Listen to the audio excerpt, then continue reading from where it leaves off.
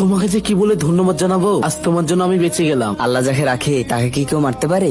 তুমি ঠিকই বলেছো, এই নাও তোমার পুরস্কার। টাকা দিচ্ছেন কেন? আপনি বিপদে পড়েছিলেন তাই সাহায্য করলাম। তোমার কথা শুনে আমার অনেক ভালো লাগলো। Tony Khan, Khan group of company owner. আমি সেলিম। আপাতত এই কার্ডটা রাখো, যদি কোনো দরকার হয় তাহলে অবশ্যই যেও।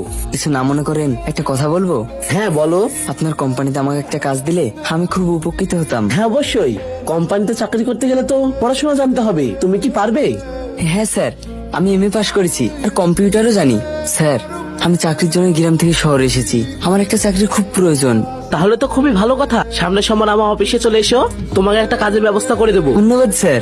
আমি তাহলে আসি, তুমি সোমবারে এসো। Okay sir. স্যার আসবো? হ্যাঁ এসো। আরে আপনি ভালো আছেন? মনি, বসো, বলো খবর সব ভালো তো? হ্যাঁ ভালো। এই নিন স্যার, এতে আমার ডকুমেন্টস আছে। সবই তো ঠিকই আছে। মনি, ইয়েস স্যার। আমাদের যে হাবেল স্যারের পোস্টটা খালি আছে, আজ থেকে সেলিম ওই পোস্টে কাজ করবে। স্যার, আপনাকে যে কি বলে ধন্যবাদ জানাবো। আরে না না, ঠিক আছে। মনি যাও, সেলিমকে আর কেবিনটা দেখিয়ে দাও আর সমস্ত কাজ বুঝিয়ে দাও। চাচি, কি হলো মোবারক? চাচি সেলিম ভাই ফোন করেছে। বাপ সেলিম, কেমন আছিস? হ্যাঁ মা, ভালো আছি। তুমি কেমন আছো?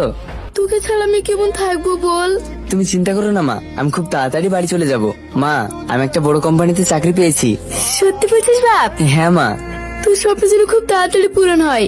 ঠিক আছে মা, আমি এখন রাখি। আচ্ছা বাপ, ভালোভাবে খাওয়া দাওয়া করিস, নিজের খেয়াল রাখিস। আচ্ছা মা।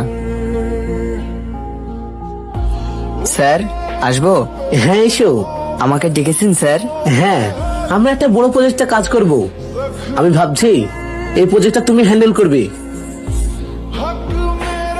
স্যার, আমি পারবো?